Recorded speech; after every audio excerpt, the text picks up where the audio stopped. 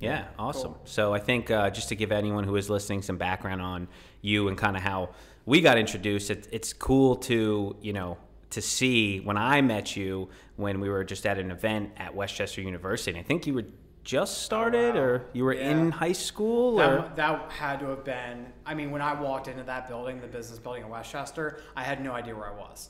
Yeah. So, knowing I went to school there for a little bit and know that building and been in that building, my guess is that must have been first year. I think that was actually a little before year in, because that was January of 18.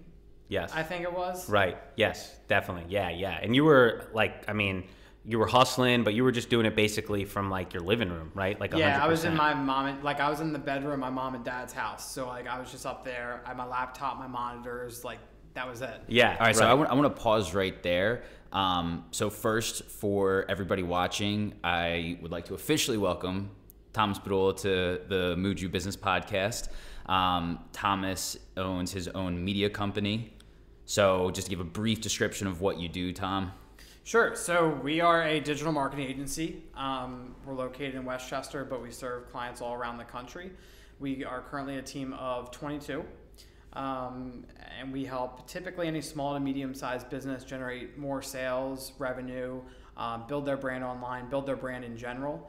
We do a lot of website work, advertising, search engine optimization, and we're pretty talented finding what the expectations are of the client and helping them not meet but exceed. Sweet. Yeah. Awesome. Which is so sweet to know. If people could know what it was like to meet you and you were this hungry, awesome, I knew you were going to do what you're going to do now, but then to see it 4 years later is so sweet. What would you tell people, how hard it was or how much you focused on the vision and do you feel like you're exactly where you knew you were going to be or you had an idea but then it formulated along the way, kind of give people some insight on going from that truly just nothing started to where you're at now, Yeah, and you guys can probably say the same thing, but it's a lot prettier how I imagined it. yeah. But it's exactly what I wanted. Yes. Yeah. So I think it's important that there are obviously, the social media thing, I always bring it up because it's what people post on social media, it's not what's actually going on. Yes. And I think that's important to know because just because someone says they want to be an entrepreneur, look at all the great parts of having a company, right? You can build a culture, you can build a team, build the lifestyle you want. For sure. Have a company, right? Make a ton of money, blah, blah, blah. But when you really look at it, in our shoes, right? Just because we're making money or just because we have a great team, we're not doing what we do to make a lot of money, right? If we wanted to do that, we'd probably just go do something else. Yeah, right. So it's definitely building a team, building a culture, building something bigger than yourself, a brand. Because you guys know, like I do, they're long days, right? Yeah. And you have to give up and sacrifice a lot for sure for this. And this being a business owner and entrepreneur. So, and I think there's a big difference too between being a solopreneur and one person and actually building a company, because I think there is a totally different approach. If I was going into franchising and being a franchise business, I'd do something totally different than what I'm doing right now. For sure. Right. But you guys are probably doing the same as me. You have to build this thing to sell it. Whether you sell it or not is irrelevant, but if you build it to sell, you're building it right. Yeah, that's so true. I always say that the big difference is someone who is self-employed and someone who owns a business. Because a lot of times, and that's the solo. What'd you say? What was the word? Solopreneur. Yeah, versus the entrepreneur. And there's nothing wrong with that. Yeah, but you definitely got to know. Yes, you took the words out of my mouth. It's funny how much people who, and it's not specific to, but a lot of contracting or construction in general, John's plumbing. Oh, I own my own business. Well, John, if you not to be morbid, but got hit by a bus tomorrow, what happens to the business, right? Yeah. Does it keep going? Then you own a business. Does it not? Well, then you're self-employed. And none is better than the other, but they are vitally different in how you describe what you own, right? Yeah. I 100% agree, and you put it right. If you get hit by a bus tomorrow and you're out of business, if you guys are gone for the next 6 months, does your business still exist? Mm-hmm. Right? And that's kind of how you have to look at it. And if the answer is yes, you're building a solid, good business. And I think you always have to work towards that, because there are going to be periods of time where that's not the case. And when you're building a good business, that's how you do it. For sure. How did you, we struggle with this a little bit, but how did you get through, when you started getting those first employees, being a younger entrepreneur, and a lot of them were probably, I'm sure a lot of them were younger, but they were older than you, maybe they had more life experience. How do you inspire them to be on, how did you inspire them, I should say, to be on your team and feel like, okay, this is someone I can get behind? Did you think about that? Did that ever cross your mind? Or Yeah, so I think, and again, you guys, you hear traction, you hear coaches, you have all of it. Yep. But at the core, I think it is, everyone's inspired differently. And our phrase is imagine, capture, inspire, because it kind of ties back into the storytelling and what we do. But when it comes to people, you have to think about what they want. And where I struggle, whether it be with contractors or independent contractors of the company, not necessarily employees, is when I find someone to employ, they're most successful when I know what they want. And they typically know what they want. So if they say, hey, I want to make a lot of money, okay, here's your path to get there. Yeah. And for an employee who doesn't know what they want, I really struggle with kind of finding the right place for them and how to make them succeed. And that's what I think doesn't cause long-term people right now. Because if you look at the turnover rate, number one, of employees, and number two, it's hard to find people. Well, it's really hard to, it's easy to find people. It's hard to find good people. Right, yeah. And I think that is so looked over right now, is that it's just so, it's not right. It's hard to find the right people. So the right people, I think it was in a book I read, it's right people, wrong seats, or wrong seat, right person. Yep. Right? So you have to figure out what's the right fit for the person, and are they the right fit to help grow your company. So let's say X person wants to earn more money. You can inspire them by paying them more money. But the other person wants to do impactful work. Okay, so now you got to get impactful work for them. But I think at the end of the day, for all these people comes back to the compensation that they get, because a lot of people just they're not climbing the corporate ladder right now, they're climbing the small business ladder. Right. And I think that's a problem. Do you guys have a lot of leadership other than you right now? Yeah, so I mean, we have a management team. We have, just on the Moving You Westchester side, we have a weekday and then a weekend manager. Okay. And then in our sales office, we have a sales manager. I would say that our sales manager, not him specifically, but his role isn't in its maturity yet, whereas our Moving You of Westchester manager roles are pretty mature. Like, they have set job descriptions. They don't really need our guidance to do what they need to do. Just because the call center is a little younger in nature, we're still a little more fluid with the roles and responsibilities. But yeah, so that's our management structure right now. You know what else is cool that you said too? You kind of were almost like you say, okay, so I just reverse engineer, like, okay, what do you want? And I'm gonna show you how to get there, and that's how you make them say, okay, great, like I believe that Tom's gonna get me there. It's also important, we think, to be super on top of the how fluid that can be, because they might be like that for a year, and then next year, like, for example, like me, you find out my girlfriend's pregnant. That totally changes, right? Now my needs are totally different. I was focused on impactful work. Not that I don't care as much about that now, but now maybe there's a compensation difference. So do you have a strategy in place that you do? Is it more kind of just like you getting a feel for every single person, like to figure out how to stay on top of that? Because that changes, right? So I think we're getting into more of like traction and kind of like more advanced, mature company things. Yeah. But I think they also apply to, us when we were sitting at Westchester University in the business 100%. building. So what we do is we do quarterly retreats, and they're basically an offsite day, one day where everyone comes into a room and we're just going at it. Whiteboard, like room with a whiteboard around us. Right now, what's going on? What are the struggle points? What's great? An absolute 2-hour brain dump to start the day. And then for the rest of the day, we have like a parking lot sheet. Is this something we should address today or no? If it's not, we put it on the parking lot and then we follow up on it. So 4 times a year, we're all together as a team talking about the good, the bad, the ugly. What do we need to work on as a team? How are we individually? So to answer your question on that, there's one time a year where we actually do a off-site. So we went to the Poconos this past year. Oh, cool. Now, what's cool is I like that because we got a place on the water, big house on the water. Everyone has their own bedroom overnight. And one of the key things that I have, and it's in my desk over there, is a page from everyone. It's 1 year forward. So where do you want to be 1 year from today? I said to them in early November. And then I pull it out at each of those retreats and say, here's what you said 3 months ago. How are you doing? Yeah. Are your goals still the same?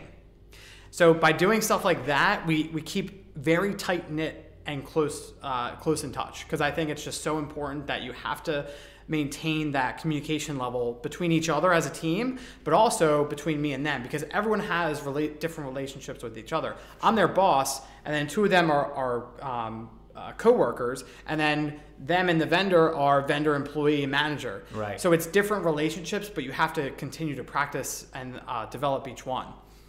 100%. Yeah, that's sweet. So we don't really do anything as formal as that. Our focus more so is kind of, we have a weekly meeting with every team. So I do it with the sales team.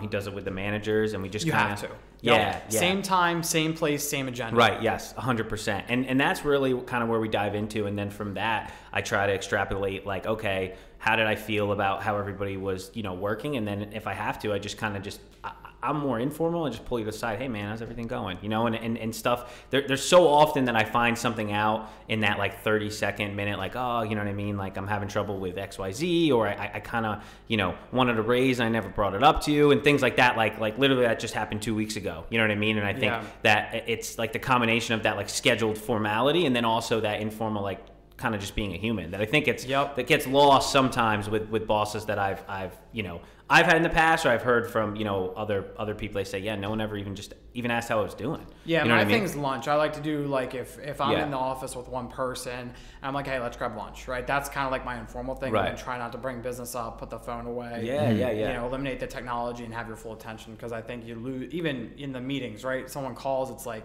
well, we're all here. Yeah. So who's taking the phone call? Yeah. Right. Yeah. 100%. Yeah. That's sweet, man. I'm glad that's really working for you. That's great. I think to go away, especially to get off site. That's huge. Yeah. No, it's definitely important. I think I wish I knew this stuff maybe earlier on, but I feel like with my coach, but I feel like with my coach, we kind of like, as I need to know things, we address them.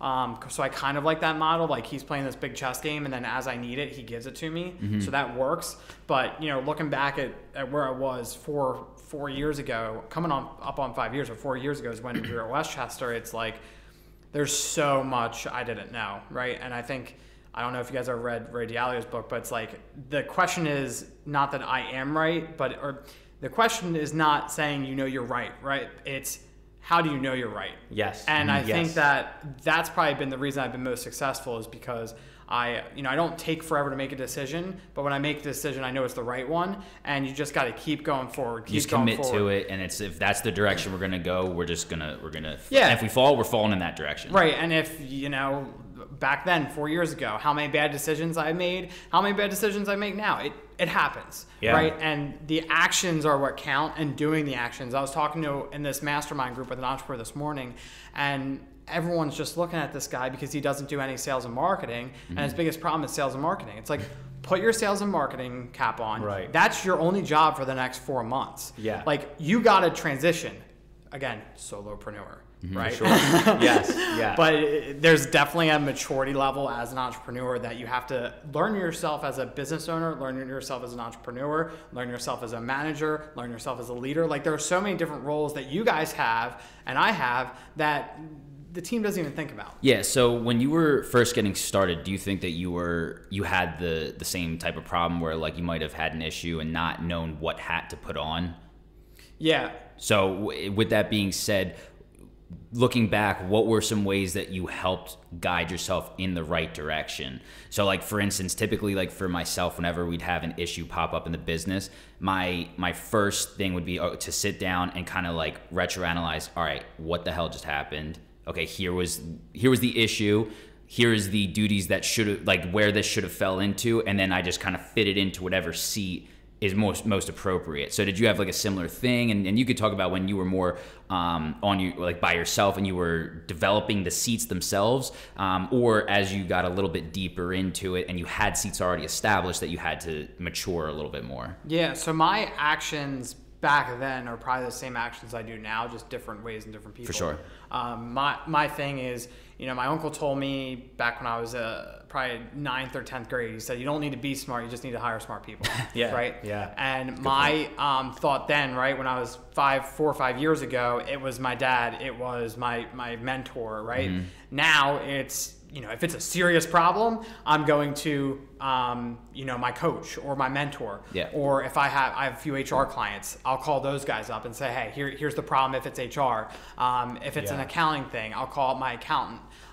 If it's with life insurance, like I have, you know, my board of directors now, I have a personal and a business. They're not really a board of directors, but they're my solutions people, right? Yeah. And sometimes like yesterday, you know, I'm having a tech problem. I just call up one of my guys, right? So it's like, I just have that solution to just call and then walk through it with someone. I'm not necessarily a person who's going to sit down for an hour and figure it out myself unless it's an actual project where it's pretty intense. But when it's a problem like that, I'm a, who am I going to kind of person. You leverage your contacts to see like who is the closest thing to an expert in this field and just leverage the relationships that you build. Right. I try to delegate. My biggest strength is probably delegation. And by delegating and having all those people at my fingertips, it allows me to still go and do other things. So if it's a big problem, obviously I'm going to try to address it ASAP, but I still have someone else working on it with me. So it's not just me. It should never be just me. Even my bookkeeping, my accounting, it's never just it's all a team game. Exactly. 100%. Yeah. I feel like a lot of young entrepreneurs, and I don't mean young as in just age, but just young in their business career, have a hard time delegating because it's your baby, right? I mean, I know this personally, you know, when we first started, it's real hard to let go of responsibilities. So, I mean, it seems like you had a pretty good grasp on that right away. I mean, was it more intuitive to you? Was it like things you had read? You're like, I needed to delegate? Because I feel like that's a pretty awesome, unique skill to have so early in your entrepreneurial career. I think it's a personal trait more than anything. Yeah. You know, like I've always had I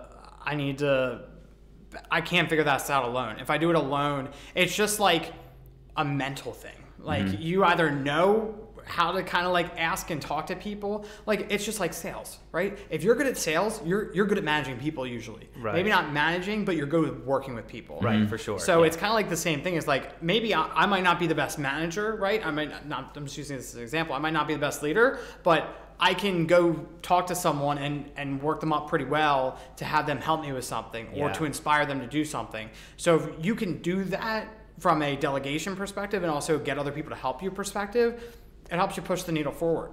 For sure. That's what I think. Do you look, especially for people that like, do you feel like you have someone or a group of people in your organization that even you out? Like, and what I mean by that is like for us, we struggled, especially at first with, you know, enforcing some policies and making sure things were done the right way because we like to approach it with a positive lens and make sure everything's done right. So we hired managers that were better at making sure things were done on time and being a little more strict, you know, where we're more kind of loose and hey, like let's keep the upbeat attitude, but you have to have that person sometimes too, you know, that can give you that sort of that other side of it if that makes sense. Do you have people in your organization who look for that, or does it kind of depend? For every left side, we have a right side. Yeah.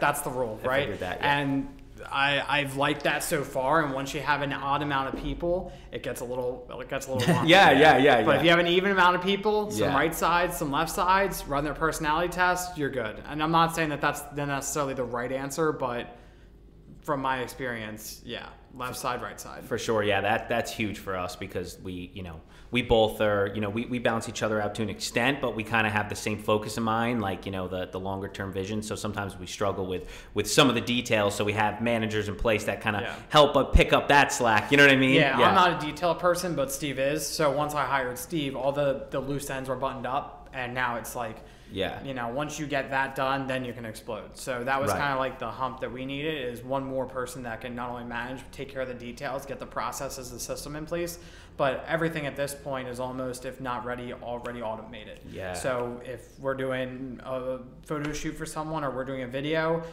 we shouldn't even have to look at it because of how automated it is. For sure. That's kind of like, but it wasn't even close to like that beforehand. Yeah, for sure. So it's kind of like the visionary and the integrator from Traction. Yeah, exactly. Correct. So we have both ends, and we we do our rocks, and it's pretty easy when you run through those rocks. Are you doing your job or are you not? So Yeah, for sure. See, everyone needs a Steve. I agree. That's the secret, guys. You get a Steve, you're fine. You get a Steve and you're fine. You get a Steve, you're good. It's all over. Yeah, cool. Call me if you're interested. Yeah, and I heard you say rocks, and that's what we do too. That's what we follow for our goal setting. And I heard you kind of say it for the individual. Do you tend to focus on a lot of short-term goals or one big one? Like, what's your process for making sure you stay on top of your goals, or personally and with the business? Is it really do you really just break it down by quarter, or kind of I'm a little bit of a maniac when it comes to my goals and like my personal systems. I have a personal system that I operate, so everything from my grocery list to my travel list to my fulfillment list to people I want to talk to list, it's all a personal system. And I keep everything in my Apple Notes with 20 different lists that are outlined of everything that I need. So that's me personally. And then I have goals personally that basically coincide with that list. So if I want to do 10 trips this year, I need that travel list to help me out. If I want to eat healthy, that grocery list helped me out. Right. So I create a system like to stay in touch with people. There's a system connected to it. So that's how I do it personally, because I think that's important, and especially for people starting out, I think you can start like that. When you can't do that is when you grow. So do you guys do 3 main rocks, 3 to 5 main rocks for the company? Yeah, I think we have like 3 to 7, but it really just depends on. And we what talk the to our focus franchisees, is. same thing. We know exactly, to hold everyone accountable. And I think even writing them down, I mean, for you, like that expansive list it sounds why it's working so well for you. And for anybody listening, it's the same thing, like writing it down, really kind of holds you accountable, and it makes it real, right? The second you actually put it on paper for everything. So we have our so I have 2 things. I have actually 3 different documents. One's my personal financial sheet. So 1 year from today, where do I want to be? What are my investments? What are my accounts? What's the debt, right? The next is my personal goal sheet. So I have a personal and business goal sheet. So it's high level business, 4 bullet points about business, 4 to 5 bullet points about personal. What do I want to get to? My personal stuff helps me out with that. Then for business and the company we have 3 main rocks. So we had 5 rocks. Today we took it down to 3, and we're ready to go.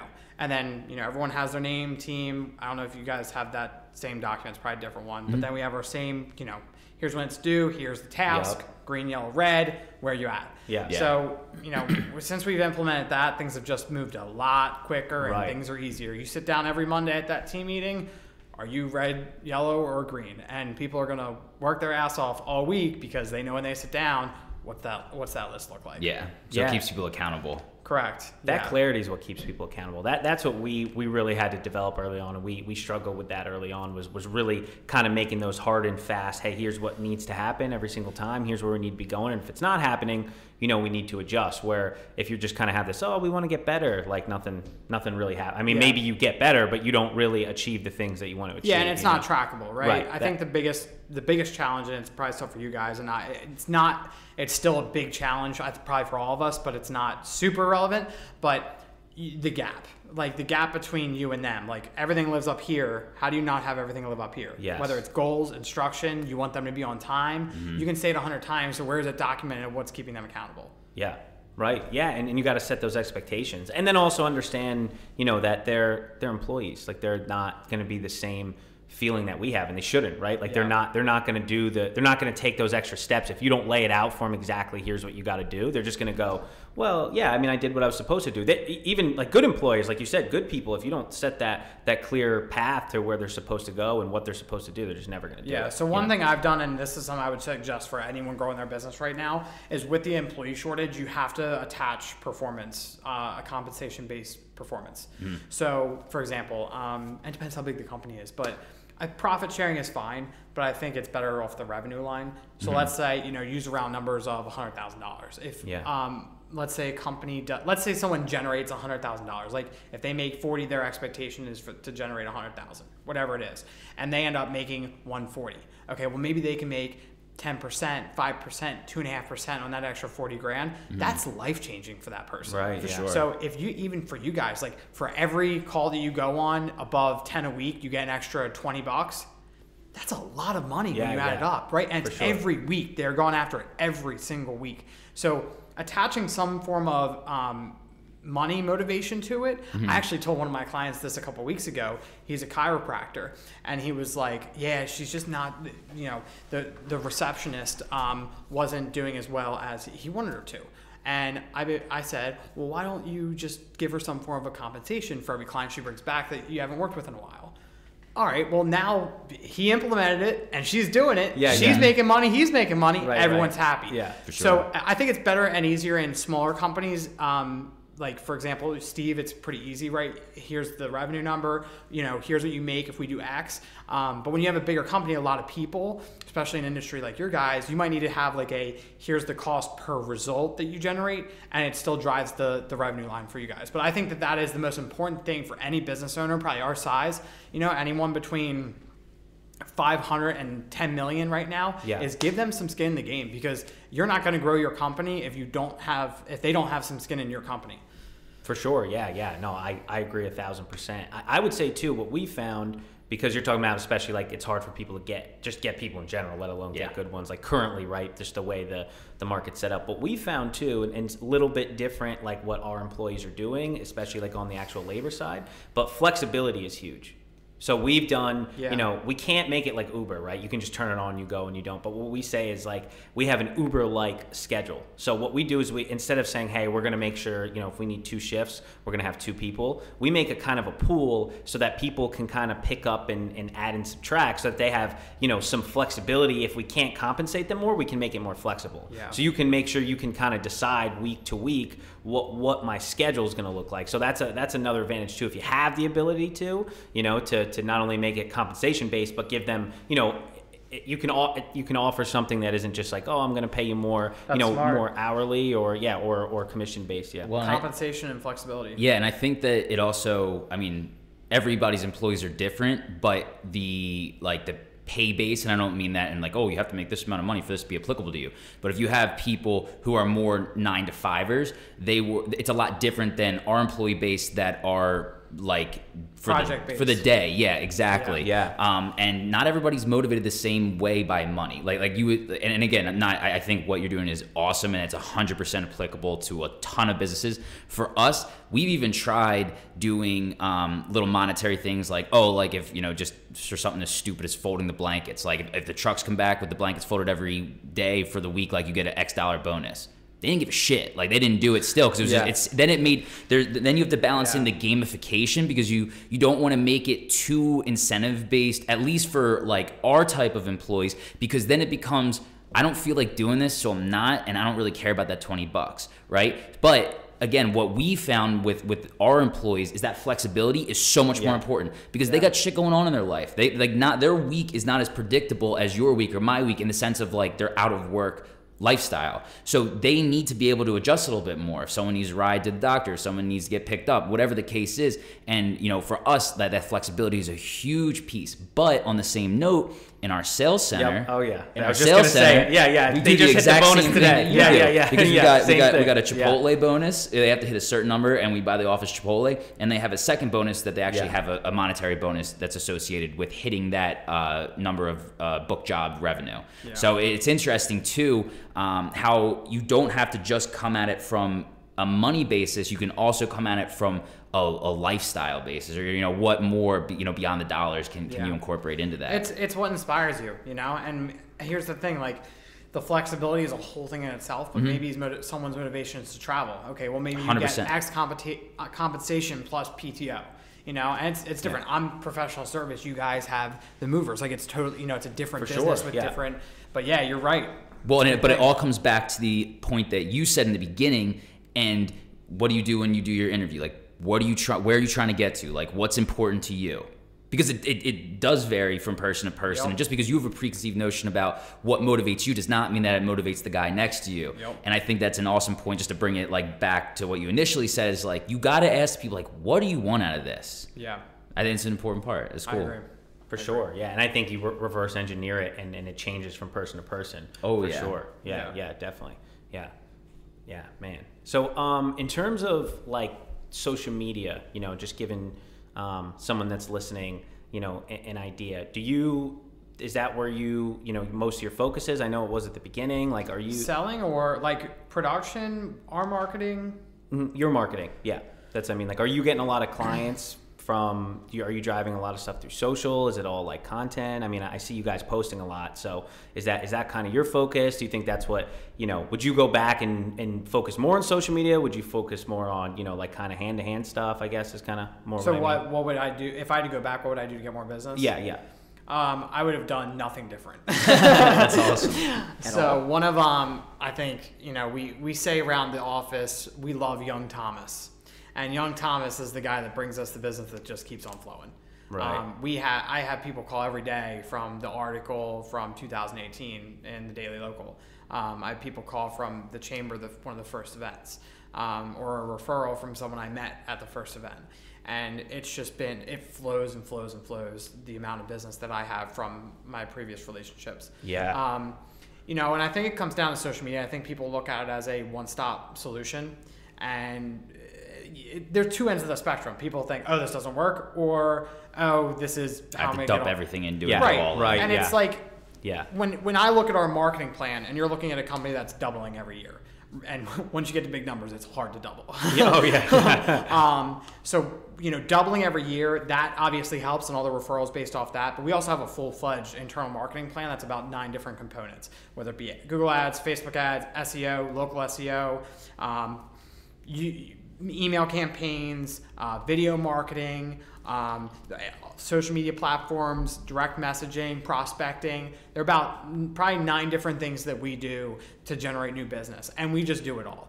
And social media works because every time, my banker, we got a line of credit from our bank because of social media, right? Mm-hmm. Not measurable. It didn't generate revenue, but it's definitely something helpful. Yeah, right. Because you guys, when's the last time we really saw each other in person? It's probably been a few years, right? At least. Yeah. Okay. Do you think we're busy? Yes. Why do you think we're busy? Because I see you everywhere online. Yeah. So anyone that says social media doesn't work, they're wrong. Yeah. But we do a damn good job of it because everyone thinks we're busy, right? Mm-hmm. I see someone on the street I haven't seen for 3 years. Oh my God, you guys look so busy. Okay, why? Because they see us on social media. And it's like any business owner who doesn't think it's worth the investment, it's like, you're wrong, right? You are. Now, obviously, it has to be done correctly, and that's kind of what we focus with clients. But that's just you're busy, right? But then we need to get people in the door. That's why we do local SEO, Google ads, and Facebook ads. That's to drive people in, and then we remarket with them through Google and Facebook ads. So would you say it's kind of like brand versus conversion? Like social media can be more brand oriented, and if you get something, you get something. But then you also have to have your things that pay the bills. You have to have a funnel, conversion right? pieces. Yeah. So I call it hunting versus farming. So hunting is going out and finding the people you want to work with, bring them in. So that's like the shaking hands, that's the direct messaging, the prospecting, and then the farming is everything else. So the hunting without the farming doesn't lead to results typically. You'll get results, but you won't grow fast. Mm-hmm. And it's a lot of work so every day too. You got to hunt all day. Yeah, we're hungry. Yeah. And then farming without hunting usually doesn't lead to success because it takes so long. Oh my God, forever. But we have this one client where we're doing a lot of hunting, and then we're just doing the farming, and he's spending a lot of money every month, but the hunting didn't work. So 3 weeks later, that one of the people that we were hunting saw the social media postings and then reached out. So it's really a full circle thing, and it really is hard for small business owners to know what's right and what's working because they're not educated on what it is. Yeah. So with that being said, especially for like a smaller business owner, what would you say the the percentage breakup between like the hunting and the farming should be? Because it's hard to convince someone who's so used to like, I pay $1, I get a name, I try to convert them to investing time and money into the farming aspect, which does pay off, but it's like SEO, it's long term. Like you're not going to have a measurable result, especially not in a week. So what would you say like the percent breakdown is in terms of time and also money resources into these? That really depends. I'm personally a fan of 20-80 for a business that's looking to grow, but they've got like a good base. So 20% hunting, 80% farming. Because when you're at your guys' level, you're at my level. Unless you're hitting a new area and I'm hitting a new area, we have the networks. We're still going to be going after it, but the farming is really what. Like, I don't even blink. Like, if there could be 5 social media postings up in a week and I didn't do anything. Like, all the farming is automated at this point. And that's kind of like what we do for business owners is that everything's automated. And even their prospecting with us is automated. So I think that is a sliding scale depending on where you are with your business. For sure. I will say for all the entrepreneurs out there in their first 2 years, it's got to be 100% hunting. Just hustle. You know? Go get it. Yeah. Don't worry about spending money. Don't worry about going to find an excuse for not getting business. Go shake hands. Go get business. And listen, if you explode in 3-4 months, okay, go find an agency. Sure. Right. But I will say an agency is just like going to find a financial advisor or a guy selling you life insurance. Don't look for someone that's trying to sell. Find someone who's going to actually explain it to you, because if you don't explain what's going on, how are you going to know it's working? For sure. And what are the right expectations? Yeah, 100%. So, yeah, I mean, I definitely appreciate that when we first started, that we didn't have 2 cents to rub to our name. So we went out, knocked doors, just like you said. We made these homemade flyers that we handed out to businesses and made door hangers and put it on, 10,000 houses probably. So it's cool. Yeah, same thing, kind of like you did. And I think that's the hardest thing, I think, early on is realizing how much hunting you have to do to get it started, because that's the hardest point, right? Is that first beginning period when you have no momentum. It's a lot different once you get some momentum. Oh, endless. Right. Yes. Excuses. I have no money, I have no time, and that's why I think you're a great person for people to listen to, because it's like you were a full-time student in high school, and of course you didn't have any money. I'm gonna head back to that, because I think that's important on the story. The first two years, the first 2.5 years, all I did was work and go to school. Mm-hmm. That is it. I mean, I woke up, I would go to school, I'd get home, I had a half day my senior year for work. Mm-hmm. And there was about 6 to 8 months where I had I did $5,000 in revenue my first year, mm-hmm. total. And most of that was at the end of the year. So you look at my first 6 months, I spent 5-10 hours a day. I worked 16-hour days between work and school. Mm-hmm. And it was texting. I was texting realtors at the time. I was texting businesses. I was emailing businesses. It was all work and zero result. Yes. Yeah. So true passion, right, and true hard work is doing that over and over and over again and seeing absolutely zero results. Yes. Mm-hmm. And that's what I did for the first 2 years. And that's what people don't see, right? Now it's fine, dandy. Everyone's like, oh my God, you're doing awesome. It's okay, but I respect every cent that comes through my door, because looking back, that's where I started. That's who I am. Yeah. You know how easy it is to have nothing, and how you can do all this work and nothing comes in. And people think, oh yeah, you just post your sign up, right? And people start, yeah, right. It's so hard to get sales in the door. Yeah. I put $3,000 into this business when I first started, $1,800 of which started the LLC. A lot of money, but again, not educated at the time. I have an attorney that can do it for $250 right now. Yes. We've spent a lot of money. Oh, we spent dumb money on everything you could think of. Yeah. But looking back for those 2 years, it was just blood, sweat, and tears and pouring it in. I could have gone and worked a job for $8 an hour or $5 an hour and probably made more for how much time I worked. But it laid some serious groundwork. And more than anything, those first 2 years are education. Mm-hmm. And that 2 years can be 3 months for other people. It can be 4 years for other, 5 years for other. But the whole time, I positioned myself to grow as a company. I wasn't, I'm doing everything. I was very open to hiring people, training people. You had that end in mind from day one. You have to have that mindset. Yeah, you do. And I think the hardest part for everybody is you gotta have someone in your life that you look to for that, because doing it myself wasn't an option. My dad literally said, well, if you're gonna get this work, who's gonna do it? If you're gonna get this work, who's gonna do it? I didn't even have the option to think that I was gonna be doing all of it. Yeah. It was I do a lot of project work now on higher level stuff, but at the end of the day, I always have my team. Yeah. And that's always what I grew up with. And that's why I think it's so important to have a mentor, is because you need to have someone in your life that has no business interest and that can just teach you along the way and walk with you along the way to success. And just having my dad there, my other mentor, Eric, he's kind of a life mentor now too. He taught me, you have to build this thing to scale. If you don't build it to scale, you're going to be self-employed. And there's a difference, like we talked about. Huge difference, miles different. Right. Well, it's funny too, because for us, similar story, but we just weren't as smart.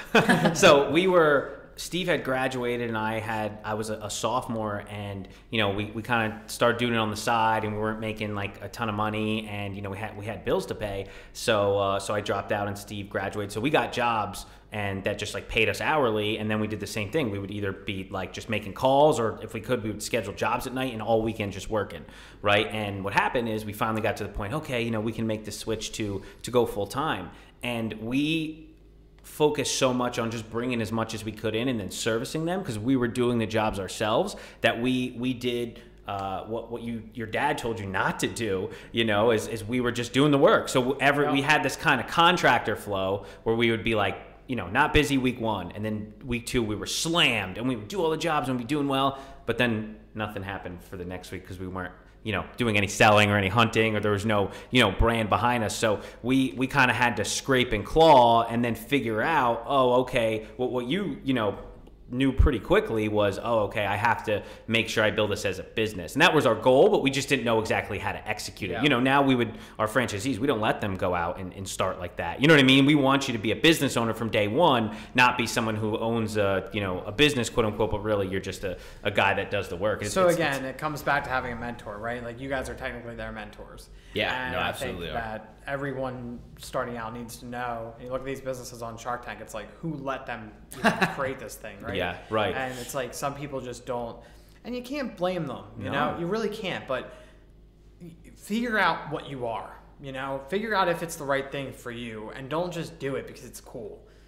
Yeah. Well, it's interesting too, because, I mean, what did your dad do? He has a civil engineering business. Okay, cool. So, you had a foot in the door with business in general, would you say, growing up? Yeah, I mean, he just started it 3 years ago now. Oh, okay, so no. Yes and no. Like, technically no. Like, he did not have a business until 2 years after I was in.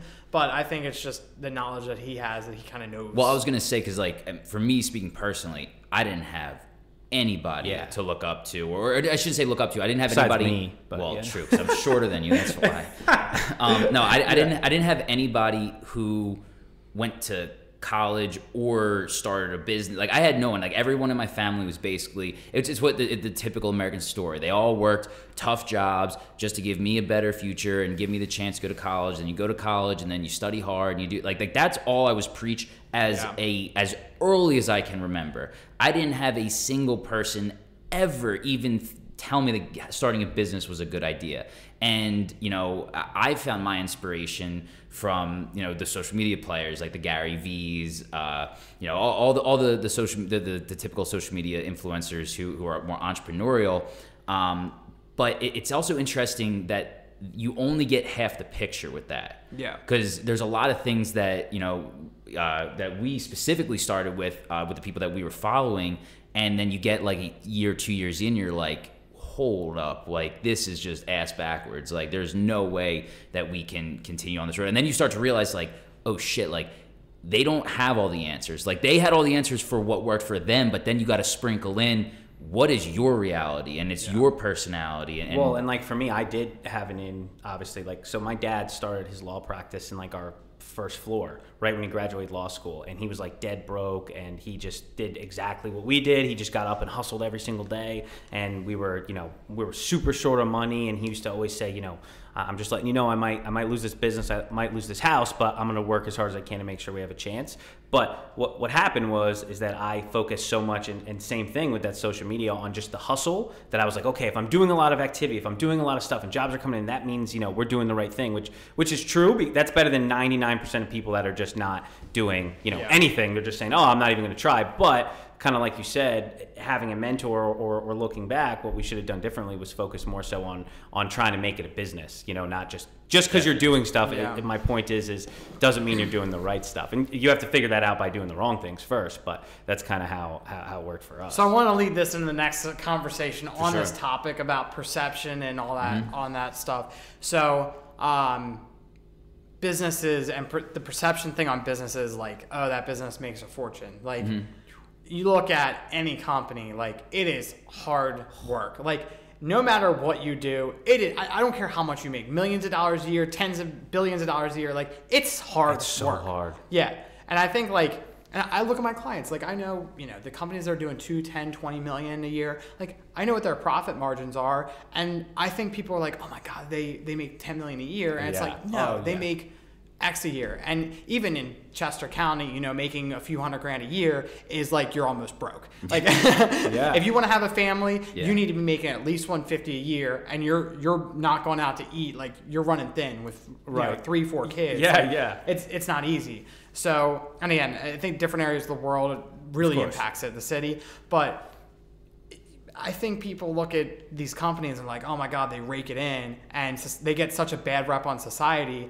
And it's like ex mom and pop down the street, they're not crushed it. They're not. No. You know? And it's hard because the problem is like it's difficult dealing with, you know, consumers, and not because the consumers are bad, but because it's difficult to actually deliver something good to somebody. Like it's hard to do that, and it's so hard to do it. It's costly to do something. Exactly. Every Wawa. Right? Yes. You got to pay to get them in there, which is probably their biggest expense. Okay, the coffee you buy probably costs them two cents, but they paid $1 to get you through that door. You know, like people don't realize that on a simple cup of Wawa coffee, their expense is probably $1.80 on that $2. 100%. Right? And they have 10% left over, which is fine. But like, think about, and then how many people is that divvied up by? You know? And like you guys are partners, so you know how that works. But it's like it is hard work. The more people, the more expenses, the less profit. And then on top of that, how many people come in and because the cup's discolored, they not only want to get the coffee for free, they also want a free breakfast sandwich because they had the inconvenience of having to deal with a different colored cup. And it's just like it's not about how much you make; it's how much you keep. And those people feel like that because they're like, "Oh my God, Wawa makes so much money." Of course, and that I was going to say. Yes. Oh, people to us all the time, right? We just paid you $400. Okay. Well, okay. Right. Yeah, exactly. And I had to pay the guys, and I had to do all these things, and it was, you know. And now I got to pay 50% taxes on it. Yeah, exactly. And I think that's what, you know, people don't realize when they're getting into it is that they think, oh, you know, once I get there, everything's easy. It's like, no, that never happens. And even if you get to the point where you're doing millions a year, right, and you have a good profit margin and things are going well, it doesn't take much for stuff to turn. Takes one bad month to destroy 3 good months. Oh, for sure. And I know, you know, powerful business guys that it's like it's a few months away from the whole thing going down, and they're doing very well and they're successful, but and they're not sweating. No, yeah, but it's just like you said, you know, more money, more problems, and that's the truth, because it's like when you have this many balls in the air, it's hard to, you know, some are going to drop if more than one comes down. You know what I mean? Like you only have so much time. So just because, you know, you're never going to get to the point that you say now it's all good, now it's all easy. Well, until you sell, right? Until that day, it's never going to happen. So you should, I think, if you're starting, or even if you've been around for a little bit, you should embrace that. It goes like this. Yeah. It's an up and down. It gives and it takes. You know what I mean? And you have to kind of enjoy that ride. Like that's you do it because you love the ride. Like it's fun. It's almost fun because it's hard, right? But it is still hard. But it's enjoyable because it's hard. You have to trust the process, but you also have to enjoy the process. Because if you don't enjoy the process, you should stop it.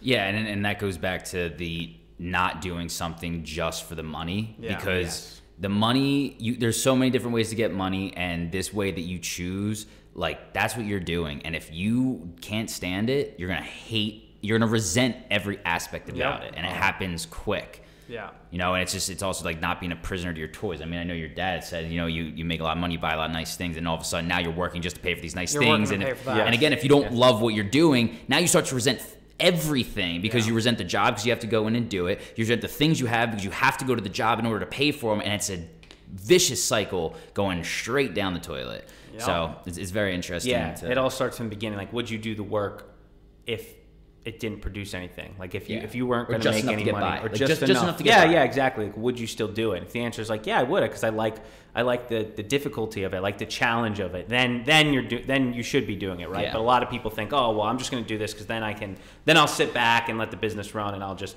you know, sleep 9 hours during the day and just, you know, go on yachts and post Instagram pictures. I've told this story when I speak at colleges, but I've never said it out in public. And that is when the day I dropped out of Westchester, I came home. I remember exactly where I was. I woke up, went to the registrar's office, I think it was, and was like, hey, tier to withdrawal of my classes. That's what you have to do, drop out, by the way. Yeah, I didn't know that because I just stopped going. Just so you know. Yeah. So sorry, Westchester. Just so you know. Yeah. I wanted my refund. Yeah. Anyway, so I showed up, dropped out, went home, and I was a Tuesday, Thursday schedule. So it was like one of the Tuesday, I think it was Tuesday. So I walked into my place, walked into my bedroom. I'm like, oh my God, I have nothing to do today. And it's like, and I think everyone goes through it when they drop out of school, or not drop out, when they graduate, but I think it's different when you drop out of school, because it's like, after that, I'm like, I'm free, but oh my God, all my structure's gone. Yeah. And it's like, I have Tuesdays and Thursdays free for the rest of my life now. And that's how I felt at the time. And it's like, oh my God, like this is a lot. Like, what am I supposed to do? Right. You know? And that feeling of what else am I going to do with my life really puts in perspective work. Because I was like, well, what do I want to do? And the answer was, I want to work. And I've got work, meaning Padula Media. Yeah. And when I had that feeling, it's like, that's how I knew what I wanted to do. Yeah. Like you were Wow. just happy to do it just that Tuesday, Thursday. Not because, even if you knew that I'm not going to be, you know, I'm not going to have a $10 million company in 5 years, it's because I think this is enjoyable. Yeah. And, you know, if I It's can make a something to living do. doing that. Yeah. Yeah. You Well, know? it's kind of like, you know, I think I'm, you know, people that do like long distance or like ultra marathons, it's like, why would you do that? It's like, because the challenge of it is what's fun, because Yeah. I actually I like running, or I like doing something like that, you know, and that's how I feel about the business too. It's like, if you want to get into it, you have to embrace that challenge, or be like, yeah, this is actually what I want to do. You're right. Yeah. Yeah, so that's how I felt. On the record, people who want to run marathons are still crazy. From my book, I don't know how you want to do that. But Yeah. I appreciate that you like the challenge. Didn't you run a marathon? Or Me? Yeah. No. Oh, I thought I saw that. Okay. No. Yeah. I run a lot. But not Yeah. marathon. I do know you run a lot. Yeah, Yeah. I probably You look run great, like, man. Thanks. Yeah, you look I probably good, run man. like 10Ks a year, but 10Ks Yeah. a year? I usually go on like 5-mile walks, runs, Gotcha. a lot. Yeah. Yeah. It's a lot. That's sweet. Yeah, that's just my exercise. Do you think that, because I'd say you got into pretty good shape from when we first met you when you were a senior in college. I was 310 pounds. Yeah, it was a lot. But I mean, obviously you look good now. Do you think that has had? Do you think that the business production has helped you get into shape, or did the getting in shape help the business? Like the kind of like the chicken or the egg? Because I mean, me personally, if I couldn't work out, I feel depressed. Like I Yeah. genuinely do not feel good unless I work out, and that helps Yeah, I me hate it. have more energy and keep me more motivated. And I didn't know how it was for you, because Dylan and I are pretty similar in that regard. Yeah, but you just guys from love going to the gym, right? yeah, I mean, I've always loved it. And I didn't know for you if you noticed that maybe like one affected the other. Yeah, so I would say the business helped me more strictly and made me more strict and more disciplined. I don't think that the being in better shape has actually helped the business, which I'm shocked to say that. I just think the business has helped me get in better shape, and I want to be in better shape because I actually just want to. For sure. And And- everyone's different. I didn't mean that in Yeah. like a loaded question. No, I was just you're curious. right. That's kind of how I was. I'm like, I want to lose weight. I want to get in shape. And it's like, well, you know, why? And it's just because, you know, Yeah. there was no like, I want to because I'm going to be at peak performance. You know, even now it's a lot different because I'm like, now it's like, now I like how, and I think this is just because I'm more comfortable with my body. Like now it's like, all right, what's the next level? Just keep Yeah, going yeah, up, For up, sure. up, Now up. it's just the challenge. Like Now the it's natural competitor. right now yeah. it's what's the Yeah. next weight when I go into the gym. sure. Like Yeah, how yeah. long can I sprint for at 8 miles an hour? Like that's now the challenge in my head. Is it's like it's more of that. The diet has kind of just goes, and then the working out, just those numbers keep me pretty motivated. I think that mindset transfers, though. I think it's you know it's obvious that you just have that ability, Right. to be able to lock in and focus, and that's hard for a lot of people, and it's impressive what you've done. I mean, like I said, Thanks, you're man. in awesome shape, man. Yeah, Thank you. That's sweet. I mean, I know for me, if I couldn't work out, yeah, not only would I be depressed, but I would just feel like crap. And I think too, it's hard when you're in business and you're on your own because you never leave the office. It's so like mentally, what I mean is you don't, Yeah. it's sometimes it can be hard to focus on yourself. Like you feel like you're almost being selfish because you should be giving all your time and there's always work to be done. You know what I mean? But it's Yeah. still important to make sure you focus on yourself, you know? Right. Yeah. Yeah. It's always hard to struggle. Like, you know, one of my clients, he said, I don't show up to the office till 9. I don't start working to the public world till 9. And I'm like, I actually want to be able to do that, you know, but I can't. Like I wake up, I work, I do my thing. If I have personal stuff throughout the day, I don't stop. Like I do it, you know, Yeah. I just let it flow. Like I don't say personal time is 5 to 8 a.m. and I'll start working at 8, stop working at 5. Like some nights or some days I take off at 3 just because I want to. Yeah. Yeah. Right. So it's Yeah, like yeah. you really have to make it your own lifestyle, sure. like what you want. Yeah. I think that's especially important for people that maybe struggle to stay focused. You know what I mean? Like, and maybe not for him in particular, but for some people, like they have to like actually stay focused because if they get off track, they won't be able to get back on. You know, where for you, it's easier to just say, yeah, no, I'm good to be focused all the time when I need to be. Right? I can just shift from minute to minute or hour to hour. You know, which 100%. Is sweet. 100%. It's awesome.